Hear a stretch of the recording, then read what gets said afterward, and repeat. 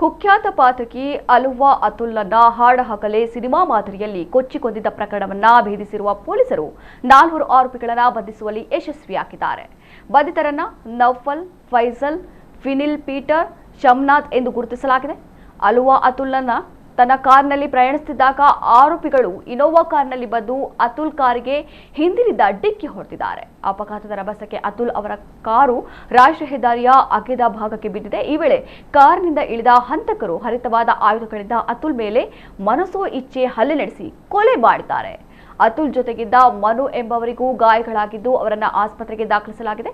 ಪೊಲೀಸರ ತನಿಖೆಯ ಪ್ರಕಾರ ಇದು ಸಂಪೂರ್ಣವಾಗಿ ಸೇಡಿನ ಕೃತ್ಯವಾಗಿದೆ. 2025ರ ಮಾರ್ಚ್ 27ರಂದು ಕರುಣಗಪ್ಪಲ್ಲಿಯ ಜಿಮ್ ಮಾಲಕ ಸಂತೋಷ್ ಅವರನ್ನ ಅತುಲ್ ಮತ್ತು ತಂಡ ಮನೆಯಲ್ಲಿ ಕೊಚ್ಚಿಕೊಂಡಿತ್ತು. ಬಳಿಕ ಜಿಮ್ ಸಂತೋಷ್ ಹತ್ಯೆಯಾದ ದಿನವೇ ಅತುಲ್ ಅನಿರ್ ಎಂಬ ವ್ಯಕ್ತಿಯ ಮೇಲೆ ಹಲ್ಲೆ ನಡೆಸಿದ. ಈಗ ಬಂಧಿತನಾಗಿರುವವರು ಅನಿರ್ನ ಕಾಡತೂರು ಗ್ಯಾಂಗ್ ಸದಸ್ಯರಾಗಿದ್ದಾರೆ. ಸಂತೋಷ್ ಕೊಲೆ ಪ್ರಕರಣದಲ್ಲಿ ಮಾರ್ಚ್ 12ರಂದು ಜಾಮೀನು ಪಡೆದು ಅತುಲ್ ಹೊರಬಂದಿದ್ದ. ಶನಿವಾರ ಪೊಲೀಸ್ ಠಾಣೆಗೆ ಸಹಿ ಹಾಕಲು ಬಂದಿದ್ದ ಅತುಲ್‌ನನ್ನ ಹೊಂಚು ಹಾಕಿ ಹತ್ಯೆ ಮಾಡಲಾಗಿದೆ. ಸಿನಿಮಾ ಮಾದರಿಯಲ್ಲಿ ನಡೆದ ಕೊಲೆ ಇಡೀ ಕೇರಳವನ್ನೇ ಬೆಚ್ಚಿ ಬೀಳಿಸಿದೆ.